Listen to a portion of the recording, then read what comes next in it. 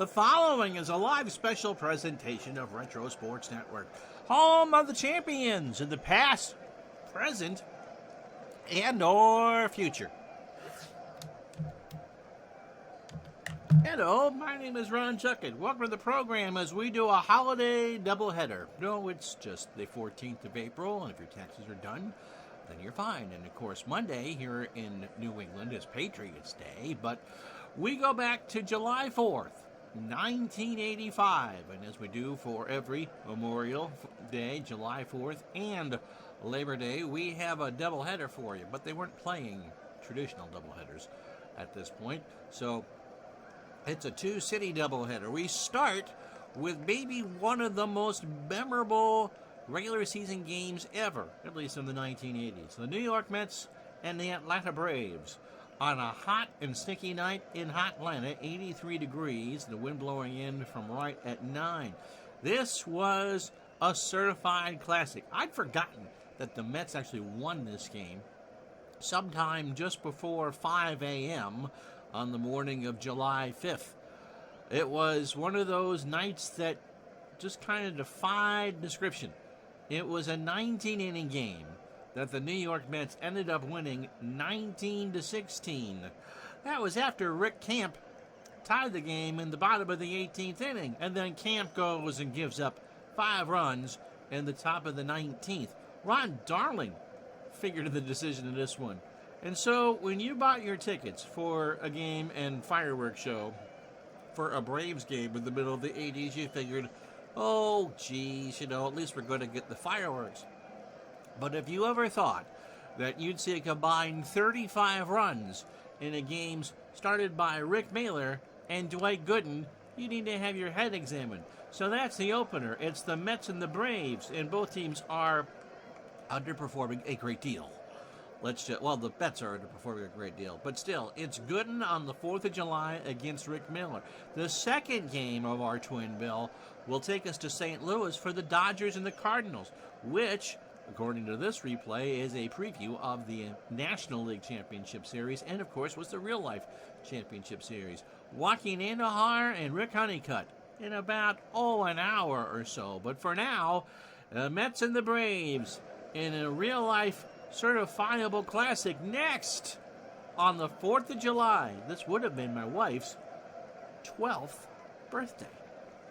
And I'm sure she was not watching TBS to watch baseball if she was watching TBS at all. As Retro Sports Network presents a holiday doubleheader. First up, the New York Mets and Atlanta Braves from Fulton County Stadium in Atlanta, Georgia.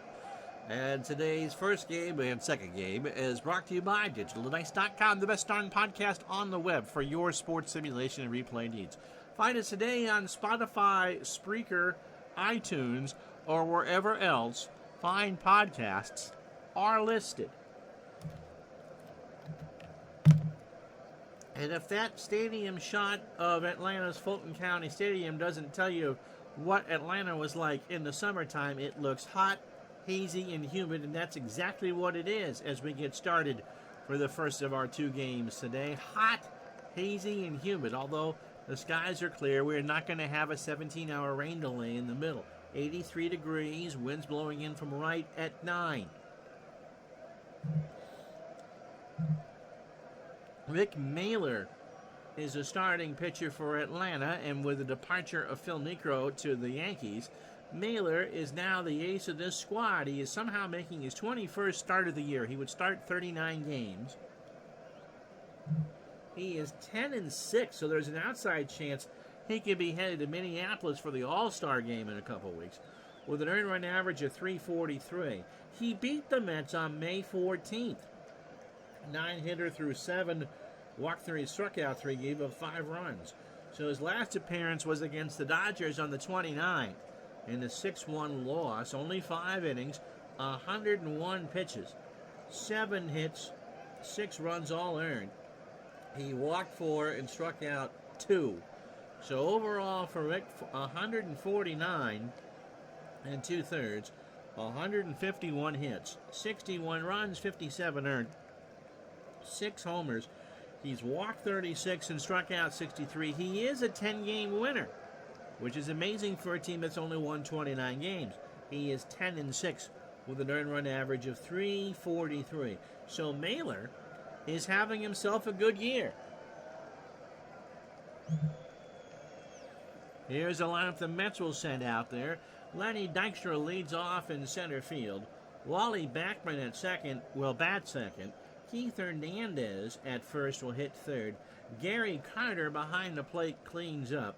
Daryl Strawberry and right will bat fifth. So a much better Mets lineup than we've seen the last few times we've had them on.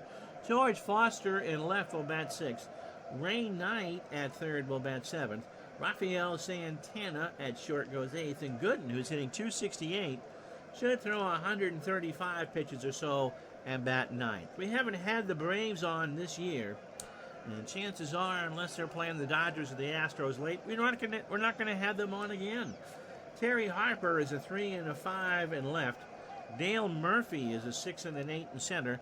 Claudel Washington is a 5 and a 4 in right. Ken Oberkfell is a 5 at third. Rafael Ramirez is a 7 at short. Glenn Hubbard is a 9 at second. And Bob Horner, at this point, had moved over to first base. He's a 4. I think Chris Chambliss is still there. Rick Cerrone behind the plate. He's a 4 and a 6. And Rick Mailer is a 7 on the mound with a .943 fielding percentage. He's got a chance to go the distance as well.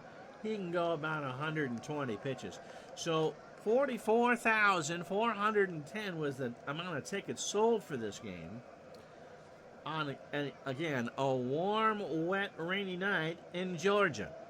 Makes you want to pull out your Brooke Benton 45 and sing about it. Dykstra steps in at 148. A triple and an RBI. And so Mailer starts the ball game with a fly ball to left. Harper comes in, and there is one out. Harper comes way in. Brings up Wally Backman. Wally at 292. No homers and 18 RBI. I don't know how much Ted Turner's put into fireworks in real life for there, but by God, when this game ended at 4:35 in the morning or whatever it was, they were shut off, much to the surprise and shock of those living in downtown Atlanta. It's to Backman. Wally hits a ground ball, base hit, right side. So Washington throws it back in. And that's the first hit of the ball game. Here's Keith Hernandez. Keith's having a magnificent year. 329, 8 homers, and 40 RBI. Backman a threat to steal. So Mailer throws to first. And Wally is subdued. Cardinals will host the Dodgers. That's the second part of the doubleheader. I'll change that when I change it to YouTube. No, I think actually, I think I had that one the wrong way around on the title. And tomorrow, remember, an 11:30 start. So an early start, but only a single game. Pitch to Hernandez. There's a ground ball to Mailer. Goes to Hubbard for one. Glenn throws to first, and Hernandez is doubled.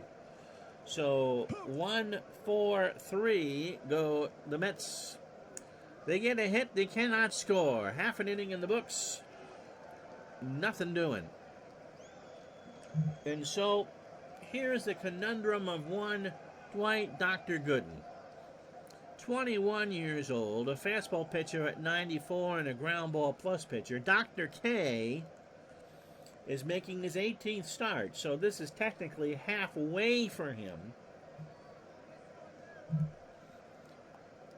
Compared to what he did in real life, it's a rough record. He's already lost more games. He's 8-6 as opposed to 24-4. But his earned run average is 211, which is still fantastic. His season high for strikeouts was May 10th against the Phillies. He fanned 12. Last time out was the 30th against the Cardinals. He won the ball game, but he didn't figure in the decision. 8 innings, 121 pitches, 8 hits. 4 runs, all earned, a homer. He walked 4 and struck out 4. By the way, he has not faced the Braves in this replay. So his ERA has been as low as 173 and 179.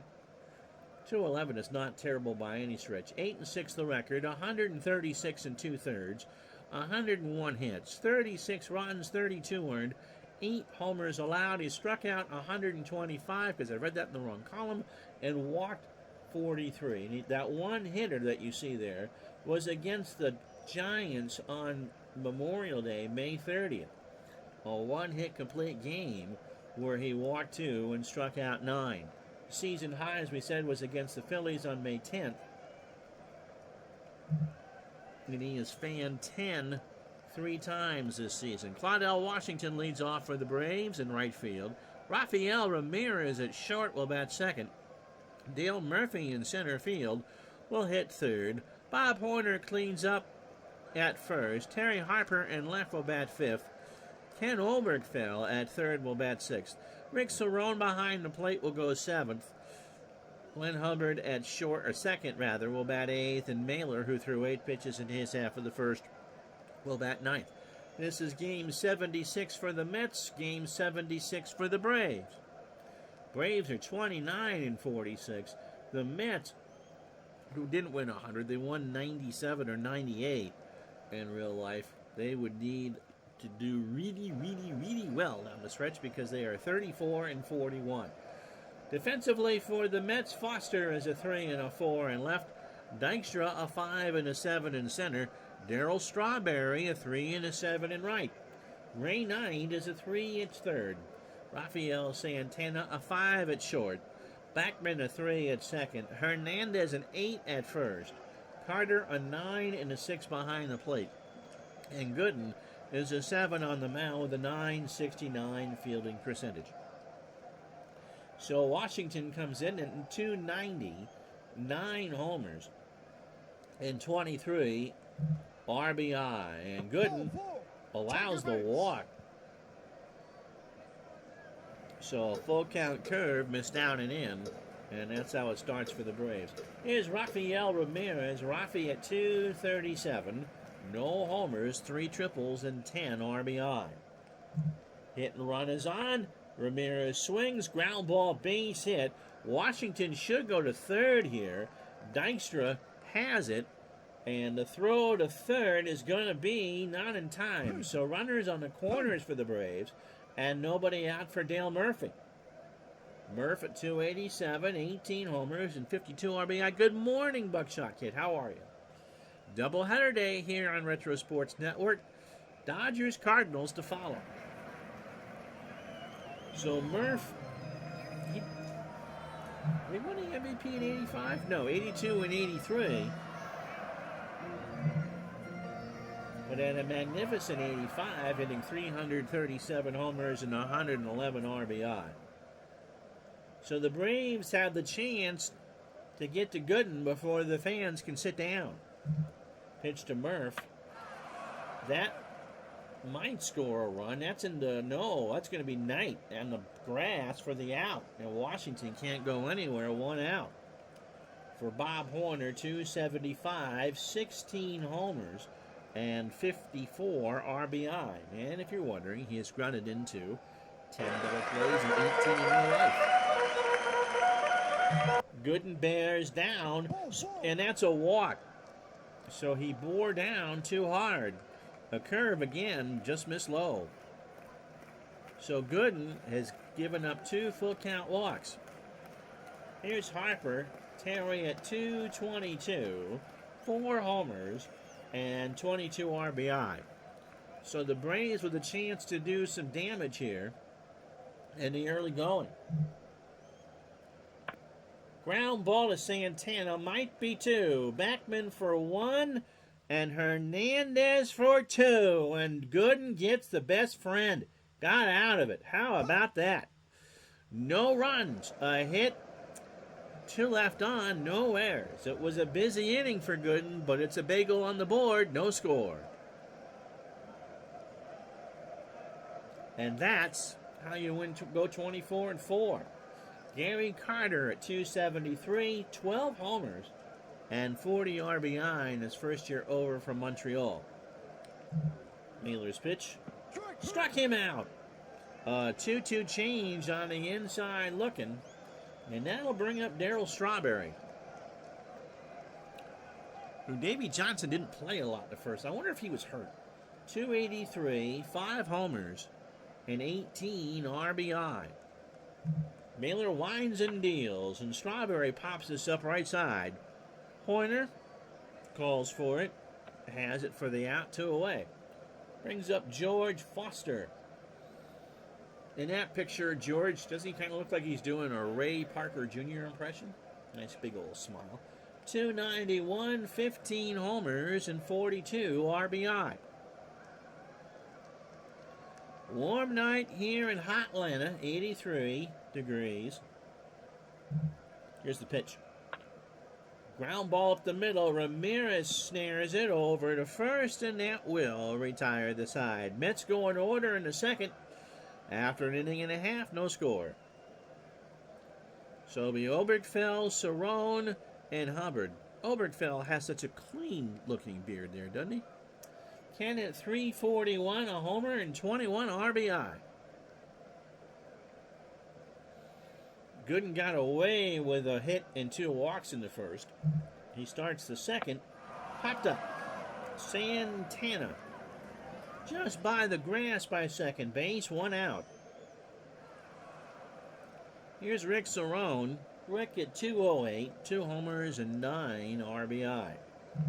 Gooden winds and deals, and there's a fastball driven into center field. So Cerrone, who didn't hit barely his own weight, is going to try for 2. Dykstra was late to throw to Backman, and Cerrone's got his 3rd double of the year. So Gooden kind of clears out to center field. That was not hit all that deep, but Dykstra lollygagged it. Here's Hubbard. Glenn at 219, 4 homers, and 20 RBI. From the stretch. Ground ball, base hit. Cerrone's going to round third, I would think. Foster picks it up, and Cerrone is going to chance it. Hubbard's got a single. The throw to Carter. Cerrone is out. They got him. So an outfield assist for Foster, who just kind of has a below-average arm. Not terrible. And they get Cerrone trying to score. No score. 2 out for Mailer. 136 and 3 RBI. So Gooden, who's not pitching like that Dwight Gooden, still hasn't given up a run. Pitch to Mailer. And there's a pop-up right side. That's going to go into right center. And Dykstra is there, and that will take care of the Braves. No runs, 2 hits, no errors. We go to third, no score. So Knight, Santana, and Gooden to face Mailer here in the third. Ray at 186, 2 homers and 10 RBI. So the Braves have had chances, but have not been able to capitalize. Knight into right field. Washington in the corner. 1 out. Santana at 294. Rafi's having a good year. A homer and 30 RBI. In fact, he's already outdone himself in the RBI department. Then again, if you're looking to see how accurate a sim is, RBI would be one of the least things that you could do, because you can get an RBI pretty much in any situation. And there's a fly ball to left. Harper will come in. And there's 2 out. Brings up the doctor, 268. 3 homers. My goodness. And 8 RBI. So 2 out here in the top of the third in a scoreless game. Struck him out. He got him to swing on a bad pitch, and Mailer is through the first 3 on 32 pitches. No runs, no hits, no errors. Bottom of the third coming up here in Atlanta, no score. So Gooden's opening 9 on 40 pitches, 2 innings, 3 hits, 2 walks, and no strikeouts. Claudell Washington was one of those walks. Pitch to Claudell. There's a strikeout, a 2-2 fastball at 96 that Washington watched. So 1 out for Rafael Ramirez, who singled. They did the hit and run, and it worked. Not this time, got him. 2-2 fastball, took a little off it, and Ramirez watched that. So we've got a good morning and a good afternoon. And if Murphy strikes out, it's a good night. Dale is 0 for 1. Gooden rears back. Good night. He got him on a fastball on the inside corner for strike 3. So Gooden, who didn't strike anybody out in the first 2, gets the side in the third. And after 3, it's the Mets nothing, the Braves nothing. And that's what it sounds like if you mix Peter Brady and Vin Scully. The Braves. So Mailer is holding his own through 3. 32 pitches, his first 9. 3 innings, a hit, and 2 strikeouts. Dykstra is 0 for 1. Pitch to Lenny. Got him. A full count fastball, and that just caught part of the black on the inside, 1 away. Backman has singled. He's 1 for 1. That's the lone hit for the Mets. Braves have 3 hits. Pitch to Wally. He bunts. Cerrone picks it up, throws to Hubbard covering, and that goes 2-4 rather, on the card. 2 out for Keith Hernandez. Keith is 0 for 1. In real life, the final score of this game was 19-16. I don't think we're going to get that today. Keith's 0 for 1. There's a ground ball to first. Horner grabs it, gives it to Mailer, and that will retire the side. So again, the Mets go in order. Bottom of the 4th here at Fulton County. It's the Mets nothing, the Braves nothing. And so as we go into the 4th of July, Dodgers Cardinals next, and you'll see why, although you can print playoff tickets at Busch. Dodgers are 46-28. Atlanta is doing a Jacques Cousteau movie because they're 17.5 games out of the league. At 29-46, and they have struggled. Astros are 4.5 back. The Reds have played better baseball. They're almost at 500, but they're 10 back. That's not impossible. San Francisco, 11.5 back. In fact, the Reds now have a positive run differential. So Pete Rose is learning the ropes a little bit better. So let's see what the Reds can do in the second half of the season, but the Dodgers are going to have to come back a bit. In the NL East, as we said, the Cardinals, it's their world, and we're just allowed to live there, playing 700 baseball. They're 29-11 away from home. A 12.5 game bulge on Montreal. The Mets are 34-41. And they have a winning record on the road, but surprisingly enough, a losing record at home. I don't get it. American League West, the Angels are on a roll. They've cut the Royal lead to a game and a half. The White Sox are on fire. They've won 5 straight. In fact, their run differential now is 0. In the East, Toronto has the best record, 4.5 up on Boston. The Orioles, Earl Weaver has got them within a shout. Tigers have lost 3 straight. The Yankees, you know they're going to be in there towards the end. The problem is for New York, how far of a hole are they going to dig themselves before they get hot? They are 15-25 away from Yankee Stadium. And Cleveland and Milwaukee are waiting for football season. So here's Horner. Bob walked his first time up. Gooden starts the bottom of the fourth with a fly ball to left. Foster in the corner. That ball is back there, but it's going to stay in the yard. 1 out. Terry Harper is 0 for 1. He grounded into a double play. Gooden needed it. That was in the first. And then Dwight has settled down. From the line. Ground ball, base hit, right side. Strawberry picks it up. So only the 4th hit for the Braves. Well, only it's the 4th inning. And now we'll bring up Oberkfell. Good and about almost halfway through his pitch count on a warm night here in Atlanta. Throw to first. Harper's not going anywhere.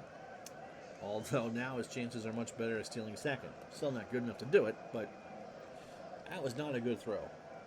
And that was one of the things on the Gooden scouting report that teams try to take advantage of, is that his motion to first was awful. And you could steal because he would have the high leg kick. Pitch to Ken is a little looper into center. Dykstra's got it. Throws to first, and Harper is back. So Harper thought that was going to fall and kind of got caught in no man's land. Couldn't double him off. Here's Cerrone. Rick doubled his first time up. So 2 out here in the bottom of the fourth. Pitch to Cerrone into right field. Strawberry should trace it down. He does. And the Braves go. No runs, a hit. They leave a runner on after 4. No score. And so Carter, Strawberry, and Foster to face Rick Mailer. This is about, I think, if you had tickets to this game, and there were 44,000 there on the 4th of July, that you would have expected. Pitcher's duel between Dwight Gooden and Rick Mailer.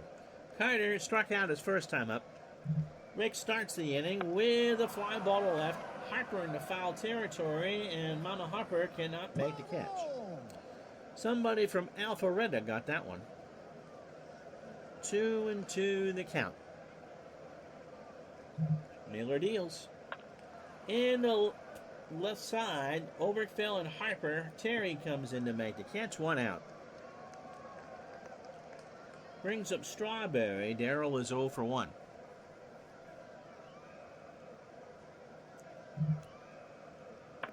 Fly ball to right. Washington makes the catch. 2 out. Brings up Foster, who's 0 for 1. Dodgers, Cardinals to follow this on the 4th of July. Mailer's pitch. In the left. Harper going back, but that will stay put. And that will retire the side. So, imagine that. No runs, no hits, and no errors. Rick Mailer's throwing a one-hitter through 5. On this Wednesday morning, or Thursday morning, halfway home for Game 1, no score.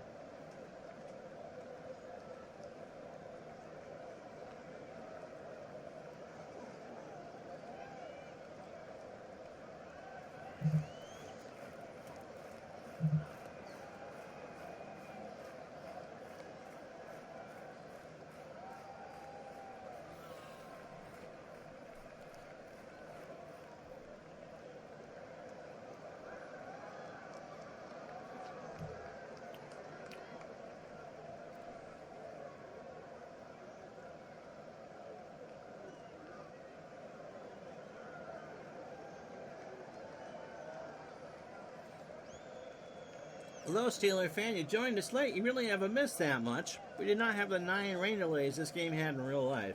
Dwight Gooden throwing a 4-hitter through 4. He's walked 2 and struck out 3. Mailer has thrown a 1-hitter. Rick has struck out 3 through 5.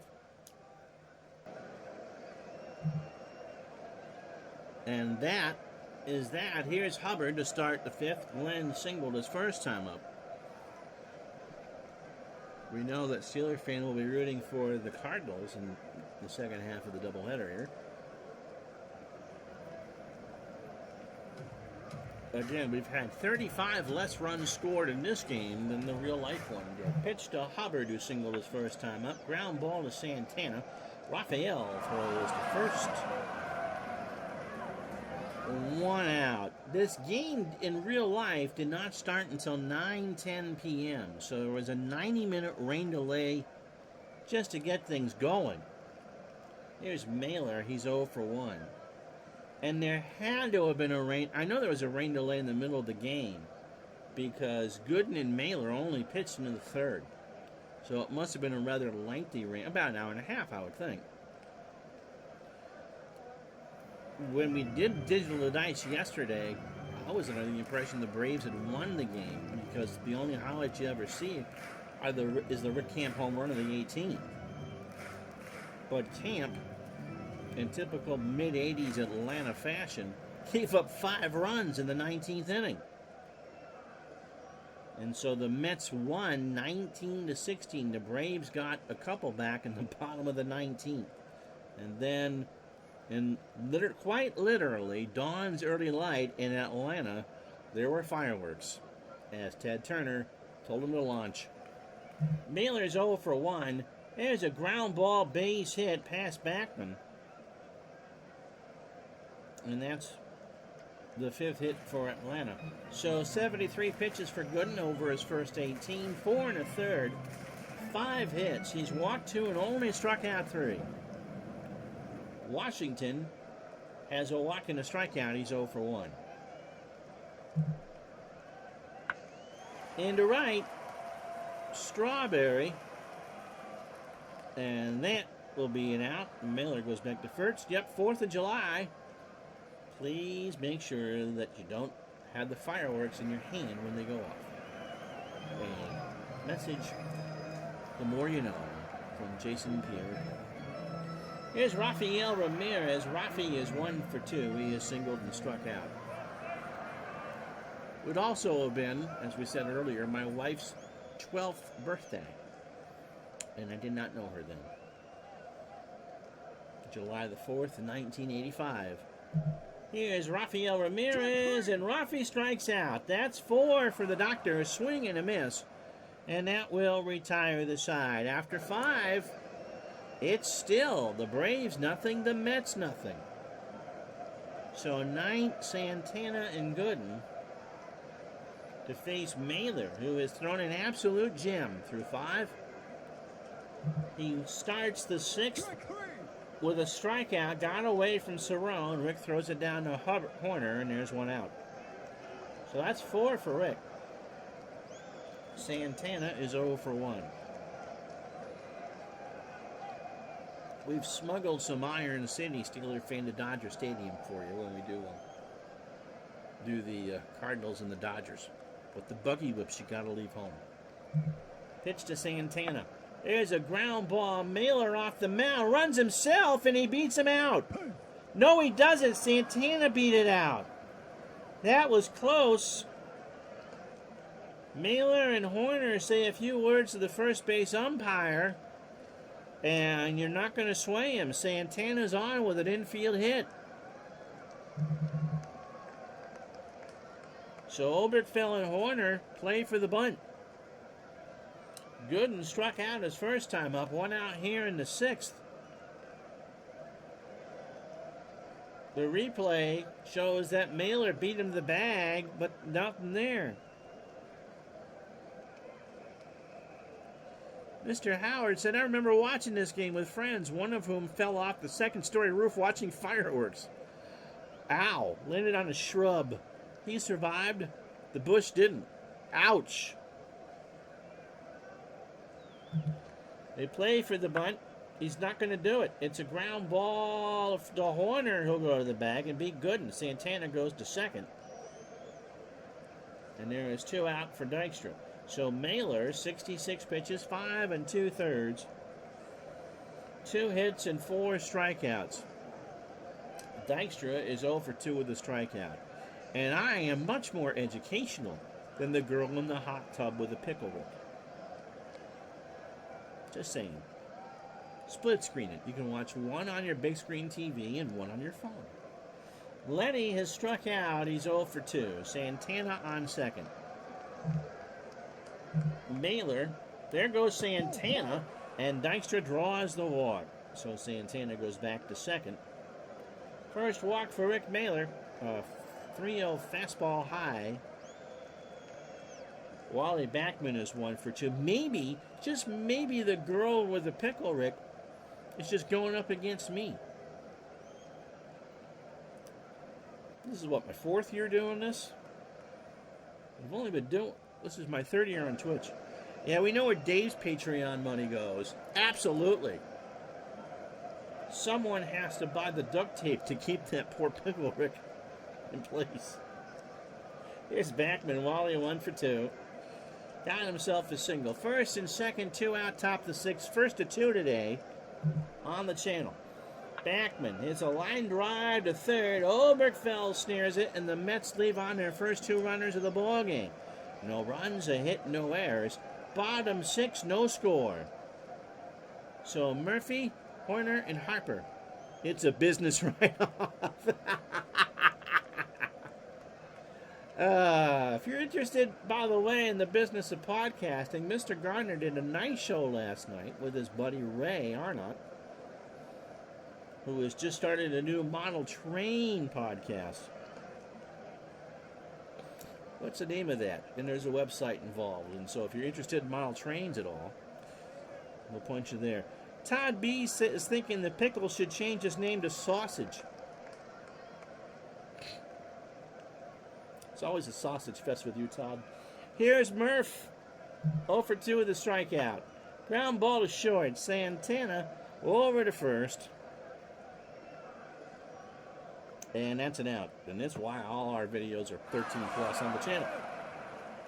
Here's Horner. Bob is 0 for 1 with a walk. In the West Coast, this game got over at a comparatively reasonable time, about a little after 1. Horner 0 for 1 with a walk.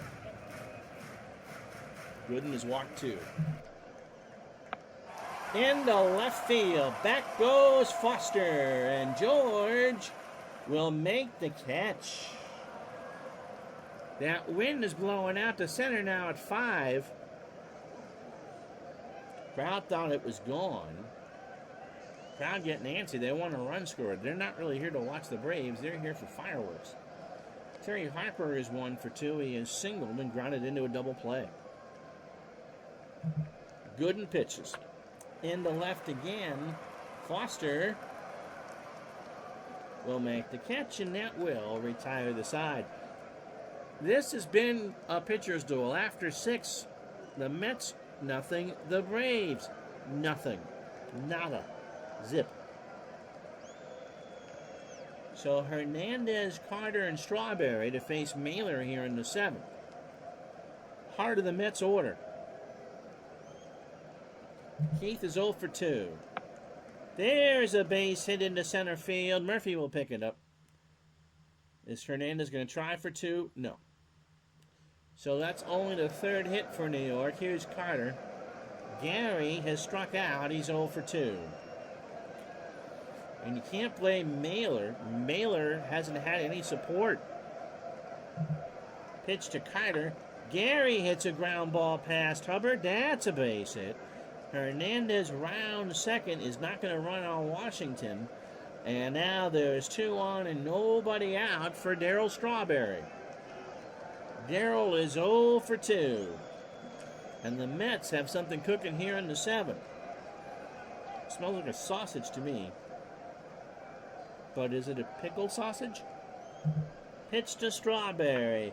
Ground ball to Mailer. Goes to Hubbard for 1, and there's no throw to first. So they get Carter on the 4s. And that'll bring up Foster, who's 0 for 2. So Hernandez on 3rd. Strawberry on 1st. Yeah, Jamie, he must have been hurt a lot in the first half of the year because he has 200 at-bats left.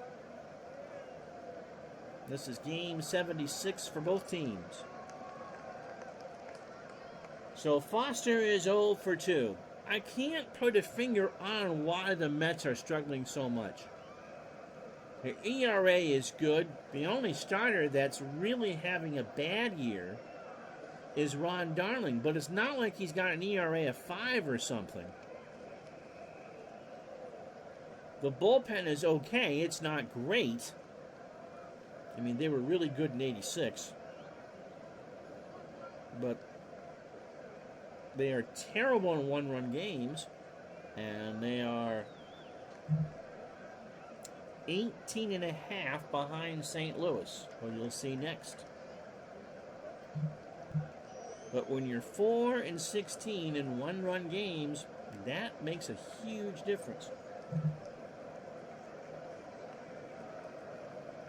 The Mets, that's right, this was the year of the Sid Finch article, wasn't it, 85? They got to get him out of a monastery in Nepal. 1 out, runners on first and third. Pitch to Foster. George skies this one to center. Murphy coming in, rides the Schwinn, makes the catch. Hernandez goes back. Will he try to score? He will, and Murphy, with a good arm, just throws it in the infield. So 2 out for Knight and a 1-0 Mets lead. Ray is 0 for 2 with a strikeout. That's true. If, for Mr. Gardner, back-to-back home runs, watching me and the Pickle Girl, would be a banger. I'll read it as Vinny. Back-to-back home runs would be a banger and mash. And, of course, if it's not a Dodger dog, your sausage should be a Farmer John's. Pitch tonight. Strawberry goes. Ground ball right side. Base hit. So Strawberry with 2 out. Does he go to third? Washington. Strawberry's going to try for it. Washington guns it to third. The throw to Oberkfell is going to be, I'd imagine, late. Yes, it is. So Daryl moves to third. 2 out for Santana, and Rafi is 1 for 2 with a single. So Strawberry on third. The Mets finally on the board, 1-0 here in the top of the 7th. Pitch to Santana. Knight on first, and Mailer struck him out. Stretch time, 1-0 Mets.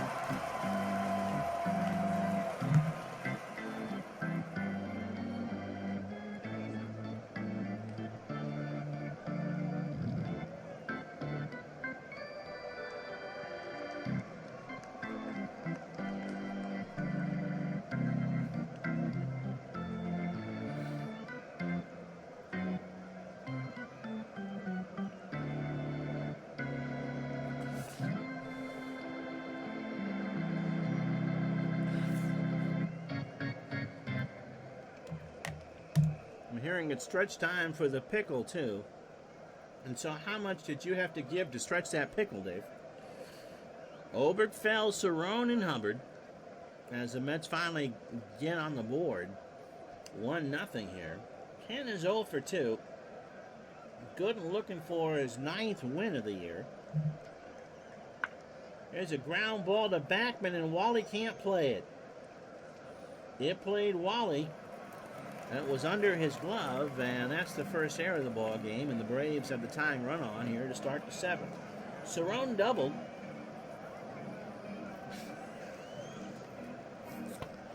And Rick is 1 for 2, as Dave has ventured into the Klingon Warship Magazine gallery of the written word. I'm sure that a certain person in your life, Dave, would be happy to help in your quest. I'm not reading that one either. Pitch to Cerrone. There's a fly ball, left center field. Dijkstra, that's a rainmaker. But Lenny will make the catch, and Oberkfell will retreat back to first. Here's Hubbard. Glenn is 1 for 2. Both teams have 5 hits. The Mets have running an error. Mets have left on 4, Braves 5. Steeler fan changes the conversation gladly. You need a left-handed mouse. I use a touchpad. That's how, one of the reasons why I still use a laptop.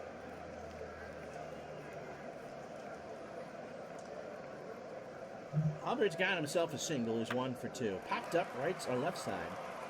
Got me all discombobulated now. Foster will make the catch.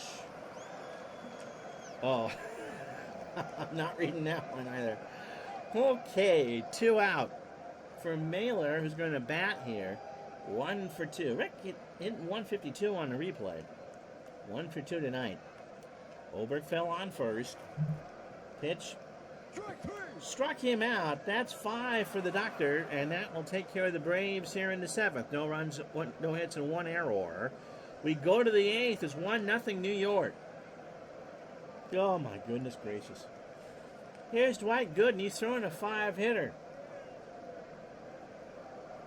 See what Davy Johnson does with him. 0 for 2 with the strikeout. Pitch count-wise, he's fine. He stays in the ballgame, gets a ground ball to short. Ramirez pulls out the Vlasic, throws to first. 0-1 out. We should have her on as a guest, Dave. Lenny Dykstra is 0 for 2. A walk and a strikeout. Mailer on the wrong side of a 1-0 score, but he has pitched well. Pitch to Lenny, and there's a little looper that's going to get in front of Murph for a hit. So after 28 batters, 7 1/3 innings for Mailer, 102 pitches, 6 hits, a walk, and 5 strikeouts. Again, good stuff. Wally Backman's 1 for 3. Pitch to Wally. Ground ball might be 2. Hubbard to Ramirez for 1. Raphael will not throw to first, so it's a, well, he will, but the throw's late. So it's a 4-6 fielder's choice. Brings up Hernandez. Keith is 1 for 3. Has singled, grounded into a double play, and scored a run. That would be our, April monthly event for Patreon for sure. That'll get the pledges in. Pitch to Hernandez. Backman takes the lead. Ground ball past Ramirez. That's going to go in the alley. Harper cuts it off. Backman goes to third. Hernandez will hold at first. So runners on the corners now. 2 out for Gary Carter, who is 1 for 3. So the Mets trying to give Gooden some breathing room here in the 8th. Fans just want fireworks. Cerrone goes out to talk to Mailer. Rick delivers. Walked him. Let's see. So with Strawberry coming up, we got the fat tub of goo ready to go. Let's do a mound trip. Braves bullpen isn't actually that bad. Rick says, I got him. And with 2 out, why not? It's Strawberry, who is 0 for 3. Bases loaded, and that should do it. Hubbard coming in on the grass, over to first, and the Mets leave him loaded. Goodness gracious, Buffy St. Marie. Mets get 2 hits, no runs, no errors. We go to the bottom of the 8th, and somehow, some way, it's still 1-0 New York. So Gooden not getting much support from his players either, unlike a certain person on Twitch.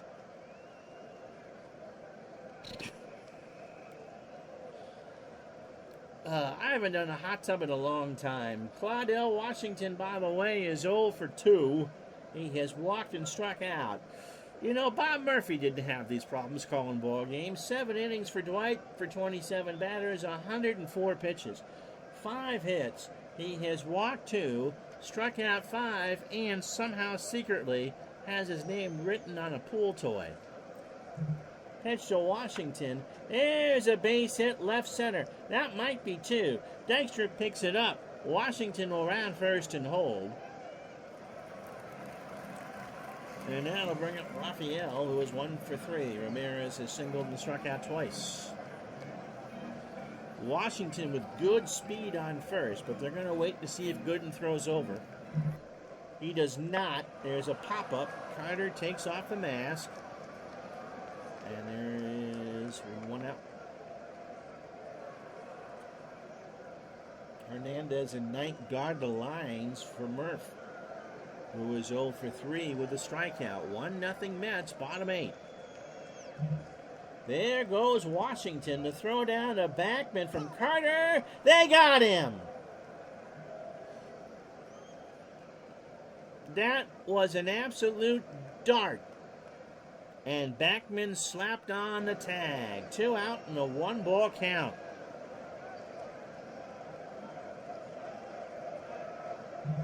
So the pitch to Murph struck him out. And Gooden gets out of it. No runs, a hit.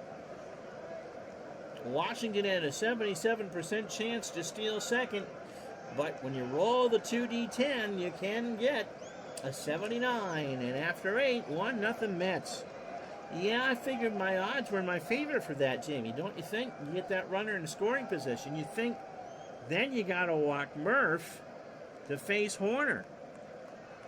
Instead, after 8, 1-0 New York. So Foster, Knight, and Santana. George is 0 for 2. As an RBI. That sac fly in the 7th is the lone run of the game. And it's weird, all the games that we do are rematches of something that happened over the course of that season. But when you know the history of this game, this is about what you would expect a pitcher's duel. 82 Braves, Todd B said, went from 16 to 7 and now 18 to 19. They won that division on the last day of the year, right? It was the Giants that knocked out the Dodgers. Rusty Staub is going to pinch hit. Rusty at 326, 333 as a pinch hitter with a homer and 2 RBI. Mailer starts the 9th with a ground ball. Hubbard behind the bag over to first for the out. 1 away for Knight, who's 1 for 3. Has singled and struck out. 16 and 7 in a best of league is pretty good.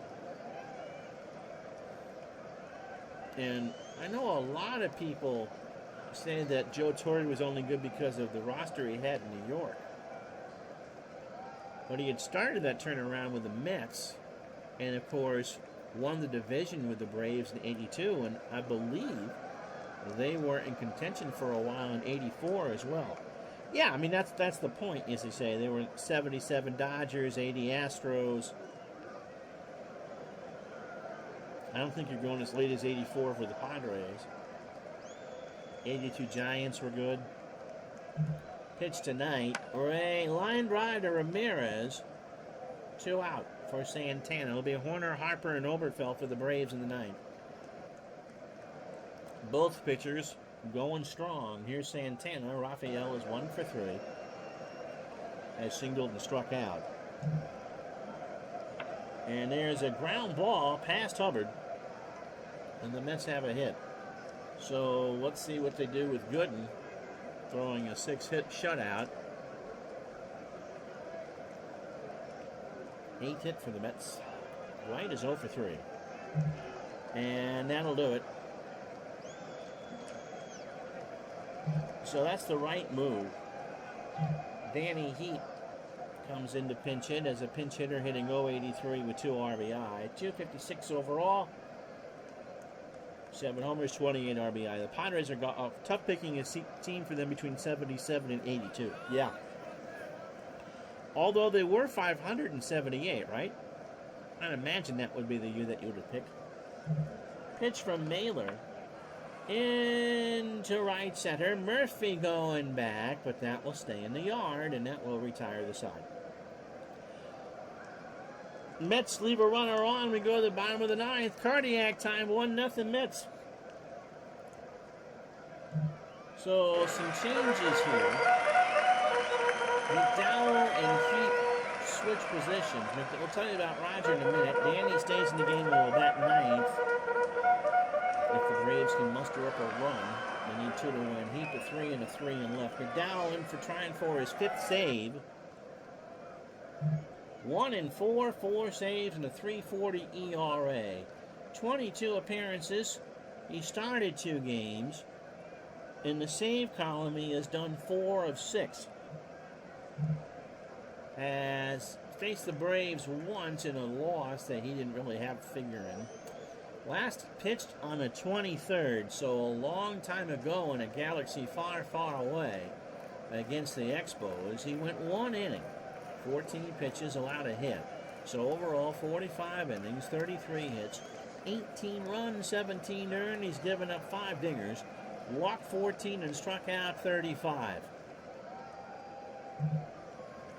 Horner, Harper, and Obergfell to face McDowell as we play the bottom of the 9th. 1-0 Mets. 878, but Hendricks on that. Only for a while, isn't he? Doesn't he go to St. Louis at one point? Never play him because of spite. By the way, because unless this game goes extra, the story won't be moot. Or it will be moot. Back when radio stations actually had live people on all night, my radio was on the morning of July 5th, 1985. Listening to some top 40 station in Burlington, Vermont, although I wasn't in the Burlington area. And so every once in a while she'd run through the scores overnight. And everything else, of course, was a final, except for this.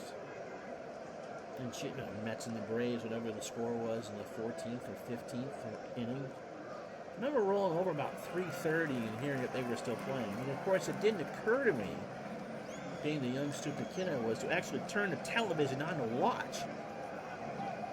I honestly thought that her wire service machine was broken. Well, how could this game still be going on? Was I wrong? Pitch to Horner.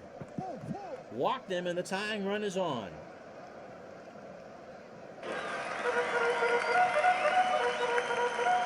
So Terry Harper to the plate, 1 for 3. Terry has singled and grounded into a double play. He is the winning run. Pitch from McDowell. There's a fly ball to right. Strawberry's going to have to come in to play it, and he makes the catch. Horner goes back. Strawberry, Dykstra, and Heap are pretty much having a powwow on the warning track. In fact, they're still quite deep. Here's Obergfell. Ken is 0 for 3. Horner does not have good speed. What have they got? They got Brad Comisk and Gerald Perry.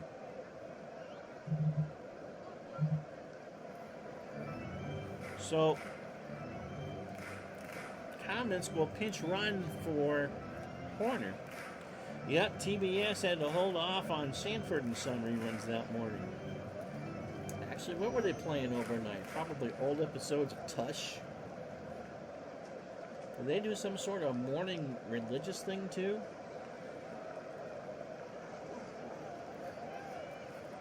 B movie of the day from the Ted Turner I colored in my coloring book collection. Be too early for Jane Fonda's workout videos. Pitch to Obergfell. Fly ball right center. Dykstra has to come in here and will make the catch, 2 out. So last chance saloon for the Braves. Well, yep, now they play a normal depth for Rick Cerrone. And who can hit a righty? Well, it's going to be Paul Savella.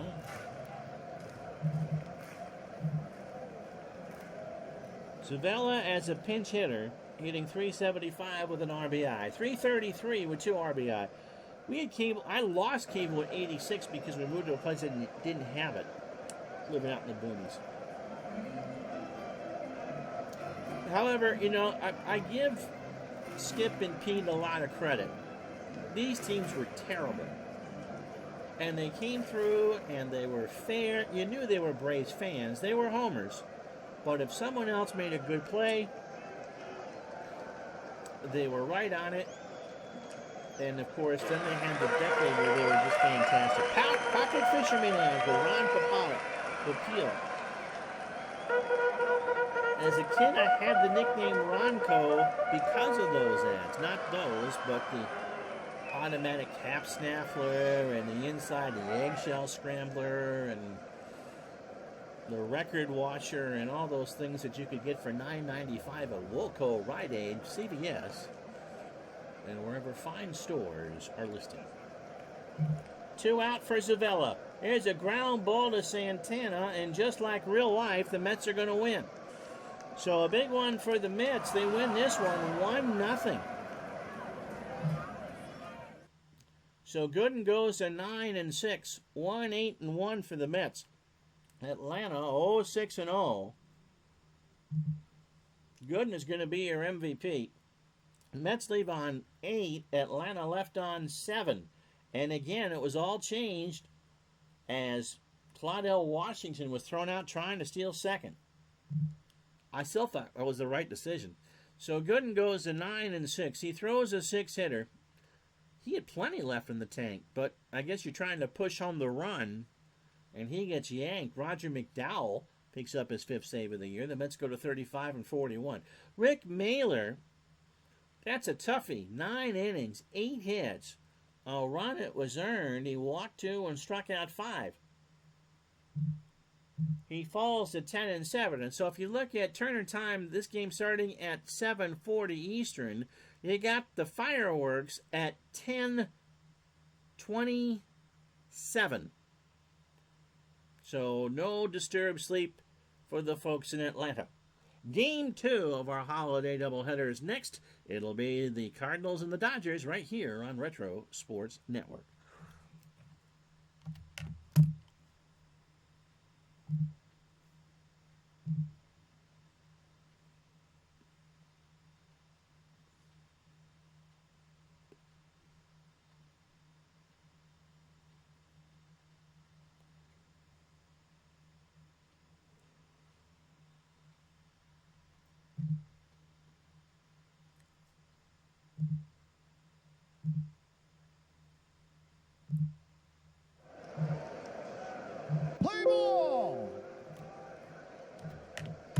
And not surprisingly, it's hotter in St. Louis than it was in Atlanta for the July 4th game. So I'm playing the Cardinals. I've had the location wrong on this every time I've talked about it. So a battle of the top 2 teams in the National League. Here's where the fireworks should be on this 4th of July. So Joaquin Andujar against Rick Honeycutt. Andujar making his 18th start of the year. And I still think that Julian Tavares takes the Joaquin Andujar for most colorful pitcher, at least in the 21st century. Andujar is 33 years old. Fastball pitcher, 83, and a standard pitcher. His last start came against the Mets on the 29th. In fact, his last loss came to Atlanta on May 30th. Against the Mets, he went 8 innings through 125 pitches, 7 hits, just the 1 run it was earned. He walked 2 and struck out 2.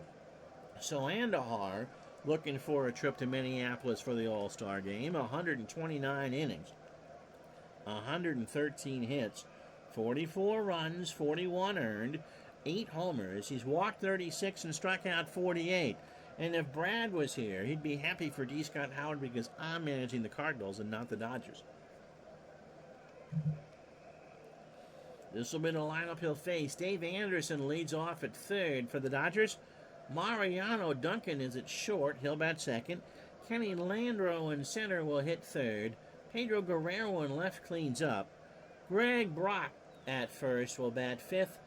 R.J. Reynolds, smoke him if you got him in right, will bat sixth.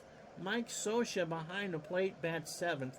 Steve Sachs at second goes eighth. And Rick Honeycutt will not be a complete game for Rick. He's only supposed to go 95 pitches. Oh my goodness gracious. Yeah, this stuff was hot. It was at least at night. Lettuce in the shoes for sure. Vince Coleman a 5 and an 8 and left. And, by the way, just to get this out of the way now, if the Cardinals when the Cardinals are in the playoffs, because I can't imagine them blowing whatever the heck their lead is. Vince Coleman is not going to get run over by that automatic tarpaulin machine on the first base side. He will play as long as and Jack Clark will play as long as the Cardinals are in the playoffs.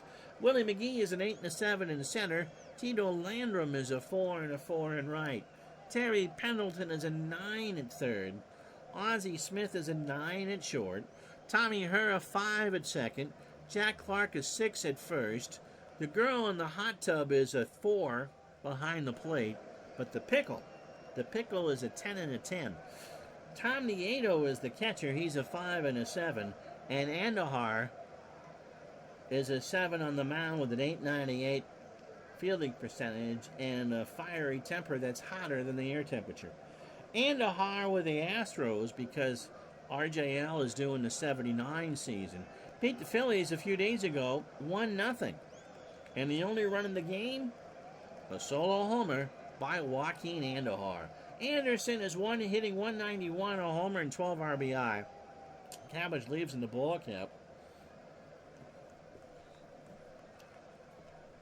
These would be the days that you would wear, surprisingly enough, 2 pairs of socks. Pitch to Anderson. Struck him out. A 1-2 fastball got him, and that'll bring up Duncan Mariano at 258. 3 homers and 20 RBI. And the reason why I say that, for those kind of going, well, wouldn't that just make you warmer? Well, you're trying not to get blisters. And so, I mean, that turf is just radiating heat. It's if you were playing an entire field of ghost peppers. And so I remember way back when, probably not quite 20 years ago, 15, 16, 17 years ago. Did I give you Duncan's numbers? 258, 3 homers and 20 RBI? I did now. Pitch to Mariano. There's a fly ball to center. McGee coming in. 2 out. The women at the Australian Open final would play their final, or both the finals were daytime affairs. And of course, although it used to be Super Bowl weekend here in the States, it's the middle of summer down in Melbourne. And it would be hotter than blue blazes, and the roof would be open. And that court would just be like this turf. It would just radiate heat. And when we're talking 100 degrees as it gets down under, the way that you do is to make sure that your tender tootsies try to get as much protection as possible. And she, Capriati, between sets, asked for a second pair of socks to cushion herself from the heat of the court. It's amazing, the stories that just kind of come from. That's not the type of talk you'd ever hear on a Fortnite stream. On Gardner's body painting stream, maybe, but not on a Fortnite stream. Landro at 317, 9 homers and 43 RBI. Ground ball left side, that's a base hit. So Landro with a 2-out single, and that'll bring up Guerrero. Pedro having a good year, 305, 16 homers and 43 RBI. Pitch to Pedro. There's a liner down the line and left. That's extra bases. Landro is going to go to third. Coleman gets it off the wall. He flings it to her. And Pedro is going to Landro's going to score. And Pedro has his 10th double of the year. It's 1-0. Yeah, I think you're right, Jamie. In Fortnite, you get a bonus when you're wearing 2 pairs of socks. And maybe because it's also, little boys playing it, a clean pair of underwear in the glove compartment. Because you don't want to have dirty underwear if you have an accident or get shot playing a video game. Brock is at 254. Greg is 10 homers and 30 RBI. So a fast start for the Dodgers. This is game 75 for them. And for the Cardinals, it's game 75 at well. Coleman Spider-Man it off the wall. Climbed that sucker. Got a warning from the auto mod for that. I don't know why. So runner on second, 2 out for Brock. And a hard deals. In the center, right center, McGee rides the Schwinn, and that will retire the side. 1 run, 2 hits, and no errors. Talking about Pickle Ricks doesn't sit off the automod, but if you use the word sucker, it does. Half an inning in the books. It's the Dodgers 1. The Cardinals coming up.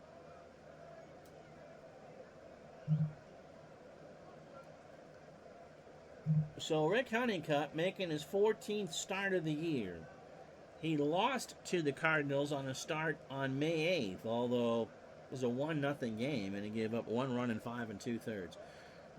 Got a lot of rest. He pitched against the Braves on the 28th.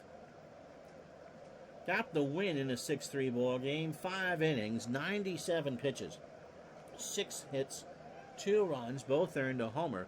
He walked 2 and struck out 5. Overall, 72 in a 3rd inning, 68 hits, 28 runs, 26 earned. He has given up 4 homers. Walked 21 and struck out 39. He is 3-3 on the replay with an ERA of 3.24. 31 years old, a fastball pitcher at 85 and a fly ball pitcher. And this will be the lineup he'll face. Vince Coleman leads off in left field. Willie McGee will bat second and play center. Tommy Herr is batting third, playing second. Jack Clark cleans up at first. Tito Landrum in right will bat fifth. Terry Pendleton at third will go sixth. The Wizard, Ozzie Smith, seventh. Tom Nieto behind the plate bats eighth, and Andujar, who threw 17 pitches in his half of the first, will bat ninth. Defensively for the Dodgers, Pedro Guerrero is a 4 and a 5 in left. Kenny Landreau a 4 and a 2 in center. R.J. Reynolds a 4 and a 3 in right. Dave Anderson will write you a column and is a 7 at third.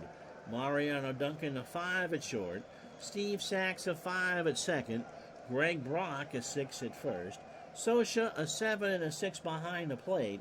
And Honeycutt is a 7 on the mound with a .958 fielding percentage. Coleman steps up, 276, a homer, and 22 RBI. And he has 49 stolen bases. Gonna swing here, and that's popped up behind the plate. Sosha, 1 out. Brings up McGee. Willie, he must have led the league at 353. Hitting .340 on the replay, 7 triples, 5 homers, and 36 RBI. He only has 4 doubles. He had 26 on the real year. In the left field, Guerrero, 2 out. I did not check the box score for this, but Dodgers in town, pennant race, yeah. I'm sure there was a pretty good-sized crowd at Busch for this. Here's her, Tommy at 314, a homer and 45 RBI. Someone asked about the picture, and I got this from PC Ballpark, because at one point the archive was still there. You could grab the individual pictures. But it's a morning shot, a rare morning shot of the ballpark. And you can tell that because you can see the archways and center field is in shadow. And unless you live in Springfield, Massachusetts, and what was it? If Mr. Howard is still here, it's a ballpark on the northwest that runs from east to west instead of west to east. You know, the shadows come down over home plate, and the outfield becomes the sun field. And you got to do it that way because it would be hard to bat otherwise. So, a rare morning picture of a major league ballpark. Pitch to her. Tommy sends this one into center, and that's going to drop in front of Landreau. So a single, 2 out for Clark, 273, 8 homers, and 40 RBI. Runner goes. Sosha will throw down to Sachs, and Tommy has it. 16 for him. So the Cardinals do what they do, and that's run, run, run. 2 out and a 1-strike pitch to Jack Clark. In, popped up. Duncan calls for it. Hurry motors to third, but it won't matter, and the side is retired. Cardinals get a hit, leave a runner on. After 1-0 Dodgers. So Reynolds, Socha, and Sachs to face Andujar here in the second. RJ at 245. No homers and 12 RBI. Base hit right center. Landrum will pick it up. RJ looks at second, but we'll go back. We will have a game for you tomorrow, and I forget what it is. But it's an 11:30 game. I have a meeting at 1. So, although I can kind of get these done in an hour, we're just not going to chance it. And I don't want to start a stream I can't finish. So 11:30 for baseball tomorrow. Socha at 275, no homers, and 22 RBI. Because the All-Star game is not next week, but the week after. You will get a live football game on Sunday. It'll be the first NFC divisional game between the Washington Redskins and the San Francisco 49ers. Socha in the left, Coleman in the corner. Vince is going to run out of real estate, but makes the catch. And Reynolds does the smart thing and holds it first. 1 out for Sachs. 253, a homer, and 11 RBI. Andujar's pitch into center field. McGee coming in. 2 out.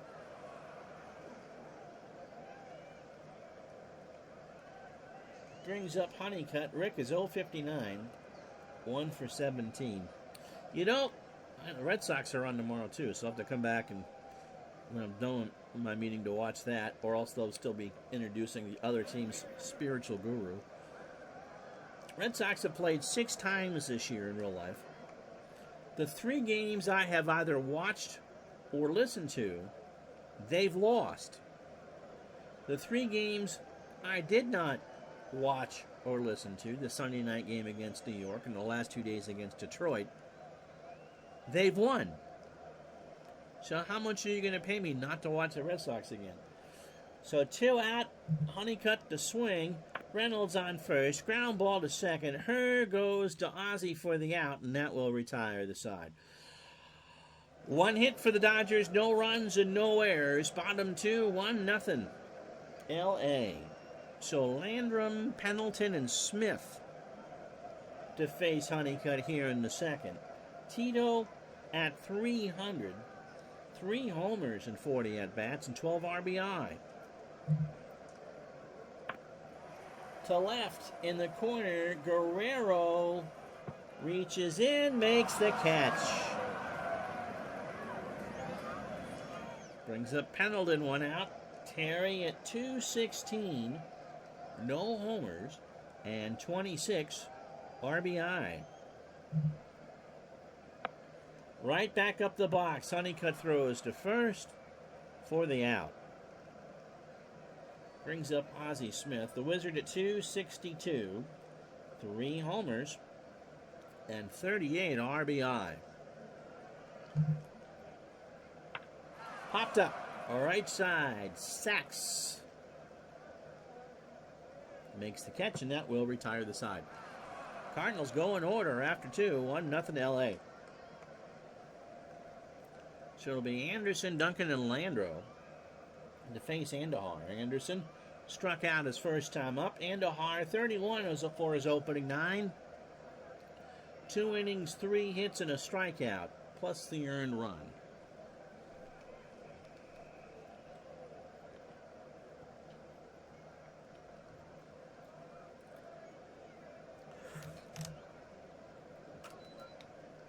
The wind has changed direction at my place and no longer blowing through the window, so it's rather warm in here. So the fan comes on. Line drive to second. Herr, 1 out. Brings up Duncan. Mariano is 0 for 1. Got him. He swings and misses for the second out. So that's 2 for Andujar. Landro has singled and scored. He's 1 for 1. If these 2 teams do meet in the National League Championship Series, the top two starters on each team pretty much cancel each other out. It would be Tudor and Andahar for the Cardinals. And Tudor, if it wasn't for Gooden, would have won the Cy Young Award. And it would be Hershiser and Valenzuela for the Dodgers. And you'd have to think Whitey and Tommy would try to get 2 starts for them, maybe 3, depending on who goes in Game 1. It's a nice problem to have. Pitch to Landro. There's a base hit into right center field. Landrum throws it back in. 4th hit for the Dodgers. And 2 out here in the 3rd. Guerrero doubled and drove in a run for the lone Dodger run. Landro stays put. Pitch to Guerrero. Ball 4. So Andahar not happy with that. But the pitch was low and outside. And there's runners on first and second for Greg Brock. Greg is 0 for 1.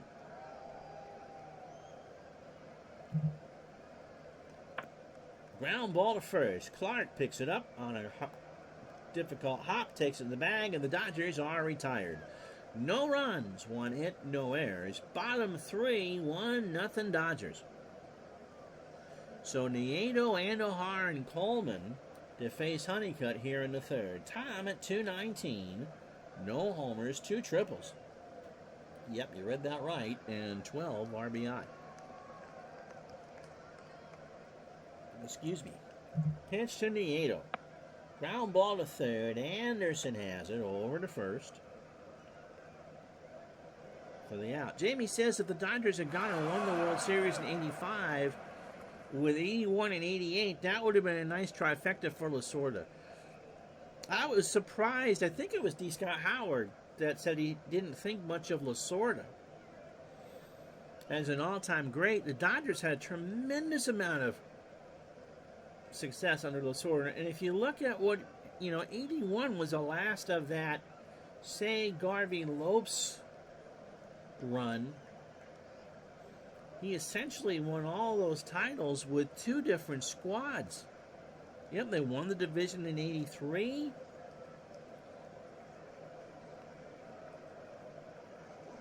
They were in a 1-game playoff in 80. They lost at home because management wanted to go with Dave Goltz with a fresh Fernando Valenzuela that could have gone. So if you go, that'd be a great what if you replay that game, if you use Fernando, who was up at the end of 80. They didn't want to use Fernando because he would have I think, someone will correct me if I'm wrong, would have not been considered a rookie in 81. Andahar at 128 and 2 RBI. Struck him out. First for Honeycutt. So opening 9 for Rick, 37 pitches, 2 2/3, a hit and a strikeout. So Lasorda wins the division title. Oh, you love Tommy. Okay. 77, 78, 81, 83, 85, and 88. And didn't he get in 95 too? They were in the playoffs in 95, or were they the wild card?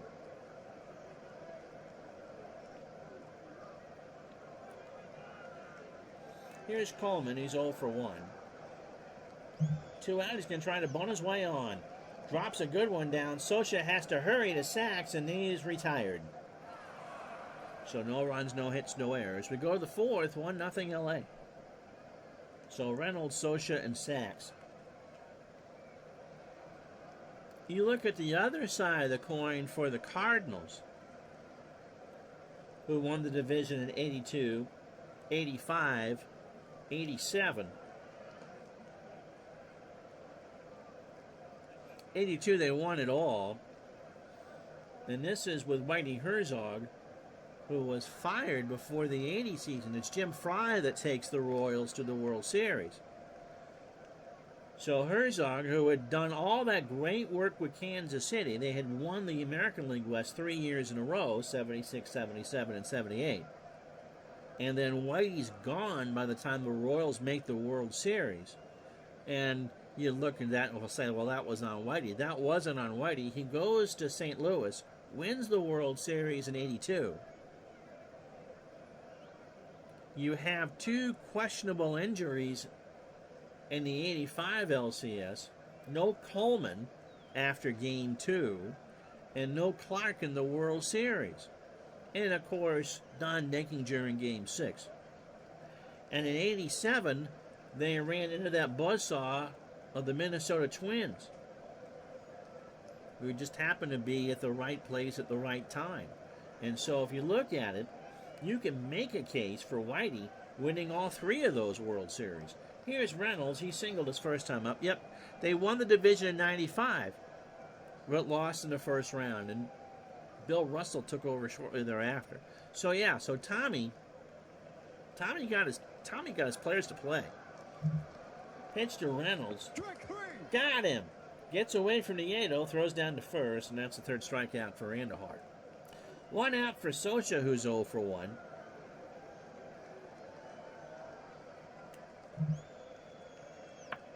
Line drive to short. The Wizard leaps and makes the catch, 2 out. Brings up Sachs, he's 0 for 1. And if you don't remember the '95 playoffs, well, that was a dumb year that Major League Baseball decided to start all the games at the same time. Dodgers were leading their division when the strike hit in '94. And, of course, that was the first year of the 3 divisions. No one was happier the Braves were gone than Tommy Lasorda. Sachs is 0 for 1. Anderhart deals. Got him. So no runs, no hits, no errors. Bottom of the 4th. 1-0 Dodgers. We'll show these again. And the only thing that has changed is the Mets are now 35-41, and the Braves are now 29-47. But the Dodgers 4.5 over Houston. St. Louis 12.5 over Montreal.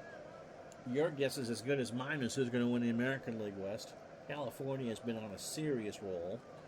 And in the East, Toronto is playing great ball. Remember, they don't have Cliff Johnson yet, and they don't have Tom Henke. They do have a 4.5 game lead on the Red Sox. I wonder in the second half what the Yankees are going to do. They're not out of it. And Earl Weaver's done yeoman's work in Baltimore. And the Dodgers finished 1 game out in '91. The year the Braves went from worst to first. Willie McGee, Tommy Herr, and Jack Clark here in the bottom of the 4th. Willie is 0 for 1. So yeah, and of course they came down to the last day of the '82 season as well. So yeah, Tommy and what they did with that, and again, he essentially did that, turning the team over twice.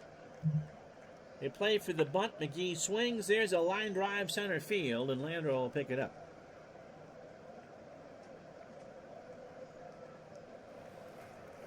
And here's her. Tommy singled and stole a base of 16th. And of all the teams that the Dodgers had that contended and made the playoffs, I still think that '88 team is somewhere out of the musical Damn Yankees. Because if you look at the lineups that the Dodgers put out there over the years, that, I think, even D-Scott Howard would argue, was the longest shot of them all to win it all. Well, throw to first, McGee back.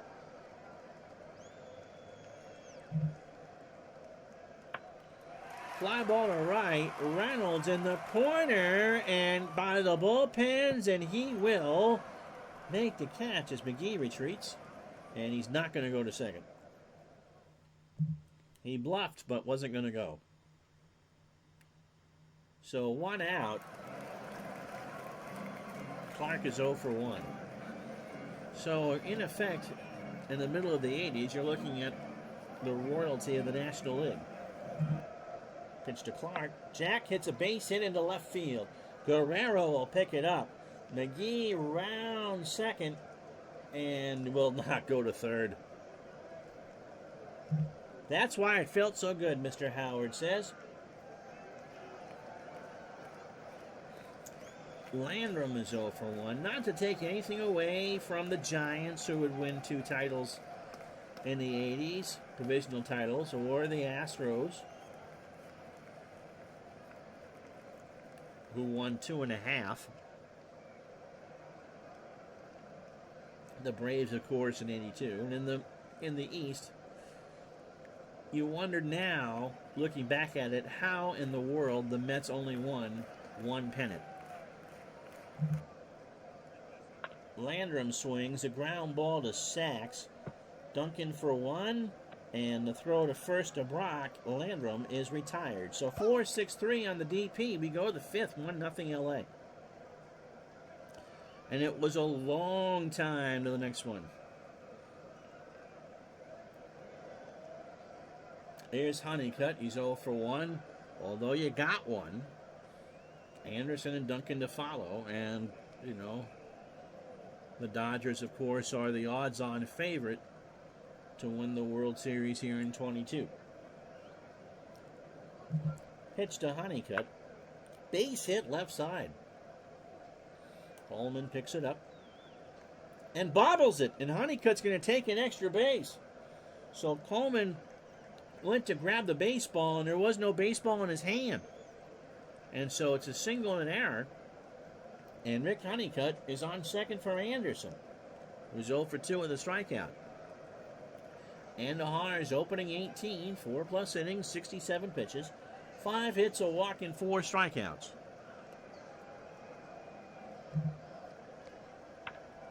To third, Pendleton is there, and Honeycutt glues himself to the bag at second. Trapper John was always better than Honeycutt. I agree. Not that MASH was a show that had a jump the shark moment. Here's Duncan. He's 0 for 2 with a strikeout. But I never enjoyed the mustache episodes as much as the non-ones, if you know what I mean. Pitch to Duncan. Base hit right field. Landrum will pick it up on a hop. Honeycutt will try to round third. They're going to run on Tito. Yes, they are. He's got a chance at him. Here's the play at the plate. Safe. The throw to second. Safe. So the run scores. They try to get both, and they don't get any, and it's 2-0 LA. Here's Landro. Kenny is single twice. He's 2 for 2 with the run scored. So Duncan on second. Landro up the middle for a base hit. Duncan around third. McGee throws it in, but Mariano holds. And Andujar, to quote Elton John, is saying a word or two in Spanish.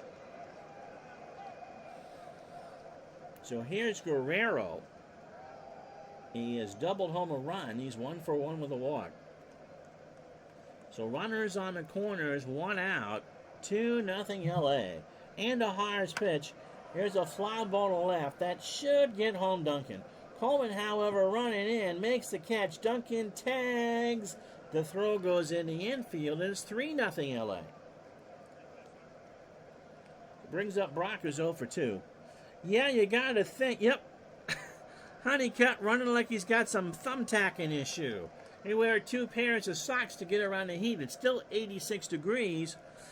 And yep, that or the emery board slipped through, one of the two. And it is time for Andujar to throw at somebody. Here's Brock. He's 0 for 2. Andujar has not pitched well. Landro leads off at first. 2 outs here, top of the 5th.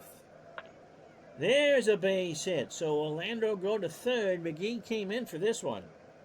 Kenny will look and going to try for it. McGee puts some mustard on the throw, and it is not in time. Pendleton got on the tag, but the foot was on the bag, and there's 2 out for R.J. Reynolds. He is 1 for 2. He is singled and struck out. Andahar, by the way, would bat 5th or 4th in the bottom of the 5th. So Andahar has gone over to another Twitch channel and has found himself in a pickle. Nieto says, no, I need you back here. You can watch her later. Joaquin winds and deals. There's a ground ball. Stabbed by Andahar over to Clark, and that will retire the side. Dodgers push across 2, however, on 4 hits and an error. Halfway home in game 2 of our doubleheader. 3-0 Dodgers.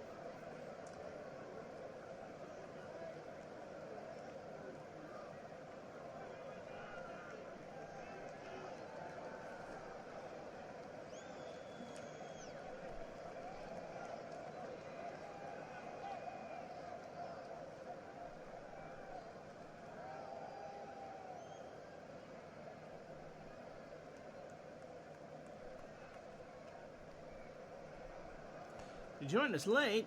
Mets beat the Braves in the first game of our 4th of July doubleheader. And in the second, the Dodgers are up 3-0 here in the 5th.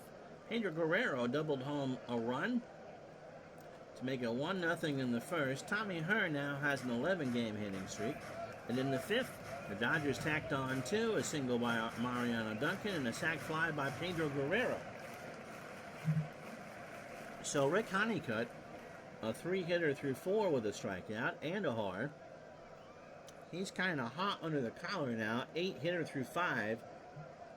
3 runs all earned.